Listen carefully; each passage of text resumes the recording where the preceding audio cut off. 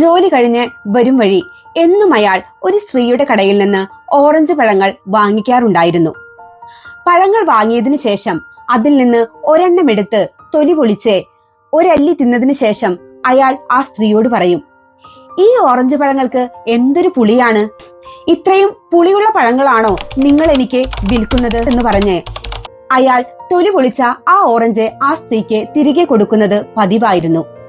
ഒരിക്കൽ ഇത് കണ്ട അയാളുടെ ഭാര്യ അയാളോട് ചോദിച്ചു, ഒരിക്കൽ പോലും നമ്മൾ ഇവിടെ നിന്ന് വാങ്ങിച്ച ഓറഞ്ച് വീട്ടിൽ കൊണ്ടുപോയി കഴിക്കുമ്പോൾ പുളി എന്നത് ഉണ്ടായിട്ടേയില്ല, നല്ല മധുരമാണ് താനും, എന്നിട്ടും എന്തിനാണ് നിങ്ങൾ ഈ ഓറഞ്ചിന് പുളിയാണെന്ന് പറഞ്ഞ് ആ സ്ത്രീക്ക് അത് തിരികെ കൊടുക്കുന്നത്?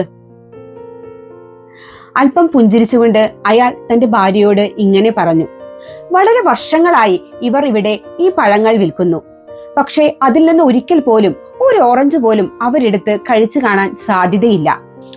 ഞാൻ എന്നും തൊലി പൊളിച്ച് പുളിയാണെന്ന് പറഞ്ഞ് തിരികെ കൊടുക്കുന്ന ഓറഞ്ച് അത് പുളിയാണോ എന്നറിയാൻ അവർ കഴിച്ചു നോക്കും.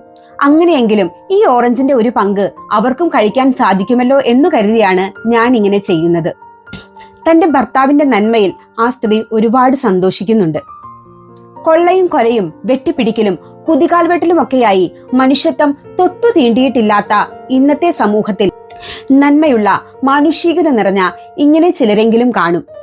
നമുക്ക് ചുറ്റും ദുരിതങ്ങൾ അനുഭവിക്കുന്നവർക്ക് ഒരു വലിയ ഫിനാൻഷ്യൽ സപ്പോർട്ട് ഒന്നും നമുക്ക് നൽകാൻ കഴിഞ്ഞില്ലെങ്കിലും നമ്മളെ കൊണ്ടാകുന്ന വിധത്തിൽ അവരെ സഹായിക്കാൻ, അവരോട് നല്ല രീതിയിൽ പെരുമാറാൻ നമുക്ക് കഴിയട്ടെ.